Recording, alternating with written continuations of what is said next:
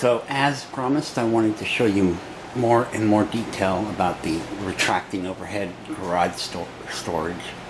I will try and put this in good chapters so you can see different concepts and skip stuff that you don't want to review. So we'll start with measuring.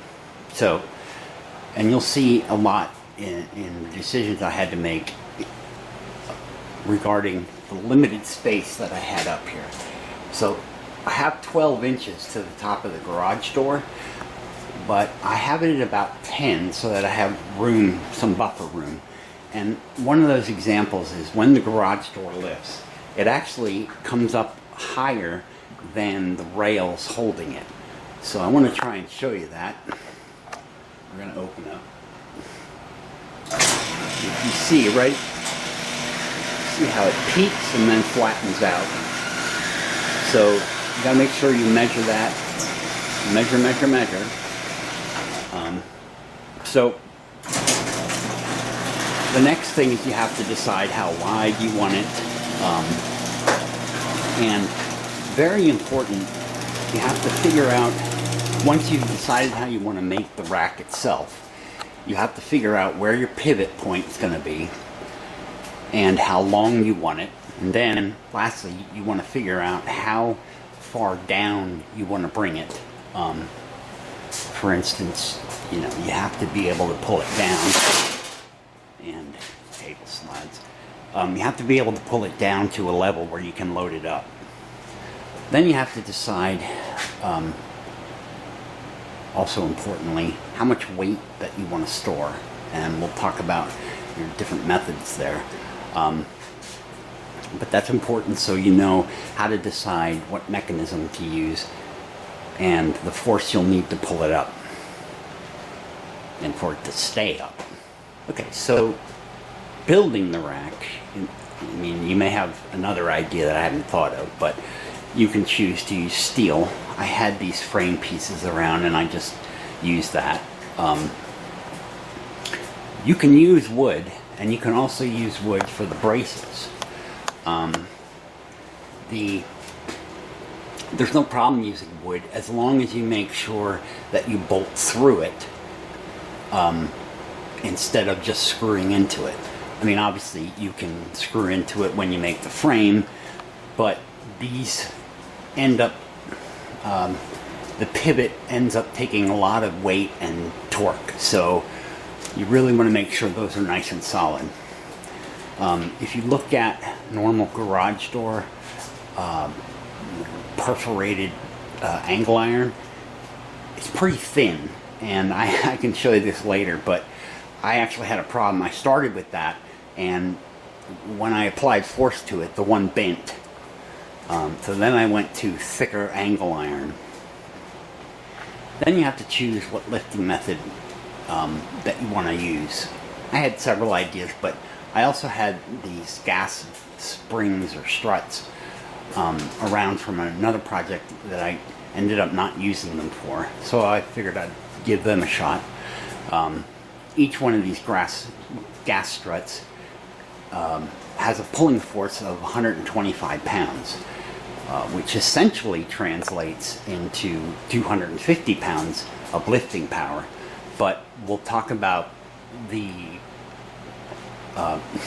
things that affect how much it actually pulls. So and as far as springs go, there's several. These are called traction springs, which means their job is to pull up or pull in. A normal type of strut for, let's say, your car's hatchback or whatever, is different. It's a holding spring. It holds the object up. Then there's another type that has a buffer in it. In other words, as the weight comes down, the end of it slows it down so it doesn't slam down.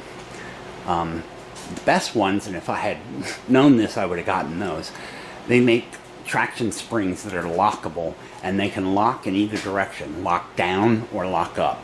And if I had to do it, buy them over again, that's what I would have bought. And you'll see some of the challenges that those would solve. The next thing you can use is just plain coil springs. You just have to make sure that they have enough, they can hold enough weight, and that they have the length to be able to stretch. You can even use the old style garage door springs and the pulley and cable system. I should have said that you can also use a pulley system, kind of like what is here. You just have to remember that when you do a pulley, that you have to have a place to pull it, and it's not going to get in your way, and then tie it off, and then have the excess rope not be in your way. But this would work great too. Lastly, and what I think might be the best choice, is using attic door springs. You can see my attic door, and if you look closely at these, they're actually called attic door hinges. The hinges also have springs on them, and I'm sure if you have an attic door, you can see that when you go to fold it up, and excuse me a second.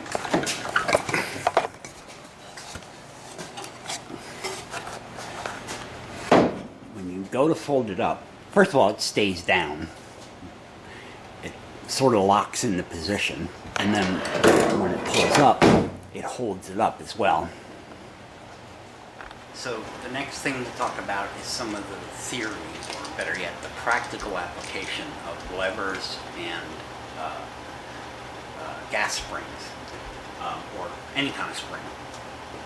So imagine that you have, let's say, a 10-foot or an 8-foot 2x4 laying on the ground. You're standing at one end, and all you want to do is pick up that end. So you pick up that end. It's pretty easy to do that. Now imagine if you want to pick the whole thing up from that end and bring the other end up. I don't know of anybody who could take that in one hand and do that. It increases the weight that it takes, the force that it takes to pick it up. That's the same thing as, let's say, a seesaw or any kind of lever that has a pivot. And you can imagine if you have the pivot on a seesaw in the middle, essentially if one person weighs more than the other person, it's going to sink on one side. If they weigh the same, it'll balance. So, and again, back to the picking up the force idea, that is directly relational to where the pivot is, in this case, on this being a lever. So, if you have the springs close to the front, furthest away from the pivot, that is going to create a whole lot more force. But the problem with that is, if you look at the distance to the ceiling here, which is approximately 42 inches, okay? Really, in general, a gas spring has to be half the length of that. So the gas spring would have to be 21 inches long and then expand out to 42. You actually lose some on the shaft of the gas spring. Or the same thing with a regular spring. You have to know how much the spring will expand and how long the actual spring will be, so that when it collapses, you have enough room up here. So the same concept applies. If the spring expands 50% or 21 inches, then it would be 21 inches long when fully retracted. So you can see in my case, I told you on the previous, is that I only had like 10 inches. So for 10 inches, the cylinder could only be 10 inches long, and retract it to, extend it to only about 20 inches. That would put me right here. So that's not very high. So what I did was, let me adjust this so you can see. So to make that distance work with what I had to pull placement of the cylinder all the way back here. And since I don't have anything running across here, I did play with the idea of putting a bar across here. But either way you slice it, there's only so much travel in this, and there's only so much distance that you can cover. If I move this forward an inch, it would give me a little bit more, but is that really worth putting the bar across here? So again, you have to balance how much room you have above with the length of the cylinder. So if I had more room up here, I could have moved it down further. And again, back to the lever, the further down from the pivot, the more you're going to have strength. So let's talk about the gas spring or any type of other spring. If you were to have the gas cylinder completely vertical, okay, with it up, it would actually be 90 degrees. They call that 90 degrees when it's in the unextended position. So if you run out of room, take this over just a little bit, if you run out of room, you can start moving forward. But the further you get away from the vertical position, let's say we get to 45 degrees, this is like a rule of thumb. At 45 degrees, you've lost 40% of your pulling power. So again, let's just make the numbers easy. Let's say each of these cylinders pulls 100, which is approximately 200 pulling force. If you reduce that by 40%, now you're only at 120.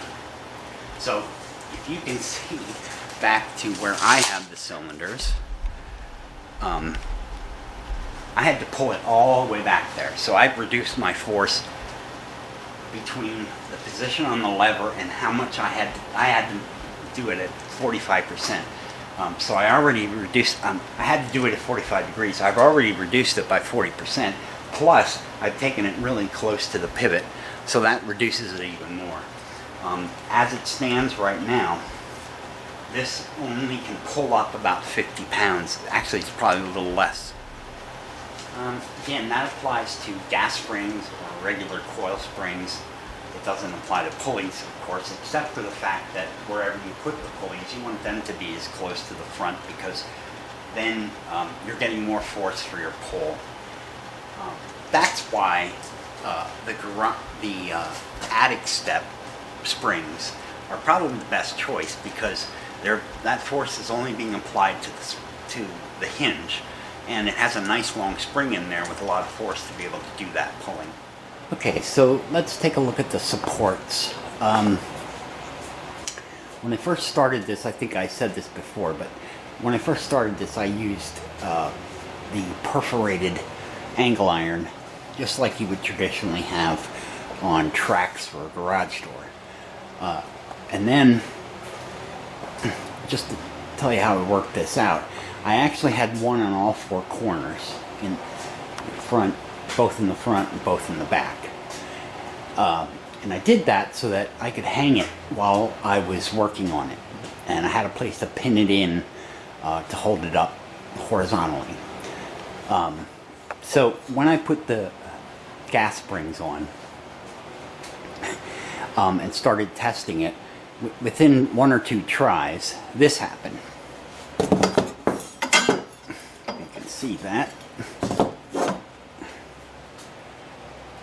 And this happened because, again, I had to have the springs in the back, and I was applying a lot of push force to those that perforated angle iron. So then what I did was take 1/8 inch angle iron, and I used that, and that was plenty strong, along with some flat bars to create side stability, front and back, side and back, the direction it would be pushing against.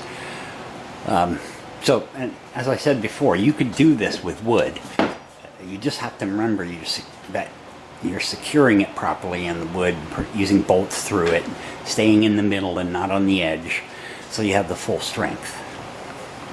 one thing to add about the perforated angle iron is that you probably could double it up, and that would give it a lot more strength. But again, if you have more room up in the top and you can bring your springs more forward, you're not going to have that.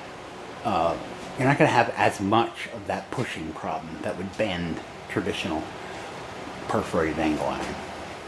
So the last problem that I still have to solve is right now you'll see I have a bungee cord holding down to this is one of the weights from my tractor.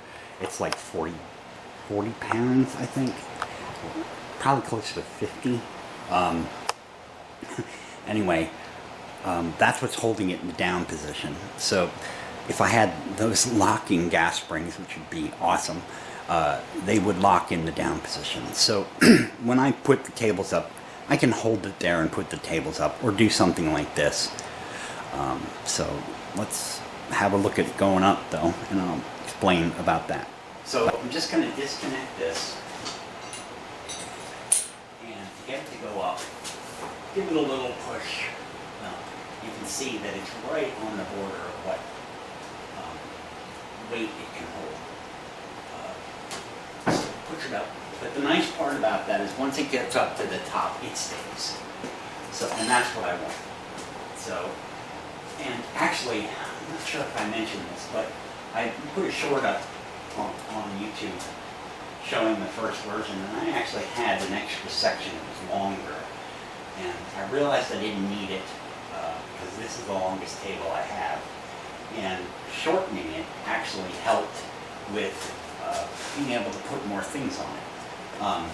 Just that little bit allowed me to put this table and another sheet that I have back here. What's interesting is when I had that down at the end and I put this panel on to hold things in, wouldn't go up anymore. And this panel weighs maybe a pound. So again, another example of how weight, how the lever being stretched out like that has a big impact. So I just wanted to summarize by saying that the point of this thing is so that you can have convenient access to what's above your garage door and being able to store in a place that you wouldn't normally be able to.